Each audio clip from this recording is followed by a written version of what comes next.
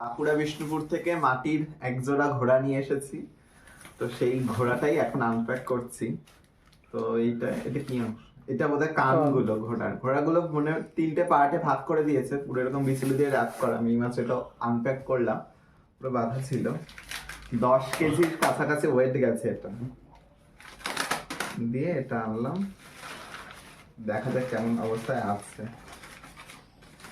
বাবা কজোড়া কান! এগুলো লেজ। ও আচ্ছা, এটা লেজ। আচ্ছা, ঘোড়ার দুটো লেজ, দুটো করে 4টে কান। দুটো 4টে কান,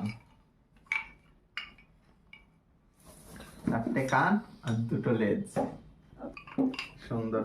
3 রকম কালারের ছিল। একটা ছিল এইটার একটু চকচকে গ্লেজি, একটা ছিল এইটা একটা কালার ছিল, আর আরেকটা ছিল মানে এই যে এরকম টাইপের কালারটাতে ছিল। তো আমি মিডিল টোনটা চুজ করেছি। এটাতে না গ্লসি আছে না ওই ফেডনেসটা আছে, এটা একটা মিডিয়াম। এটা আমার সবচেয়ে বেশি ভালো লেগেছে। তো এইটা হচ্ছে রাখলাম। 1 মিনিট হলে অফ করে দিই।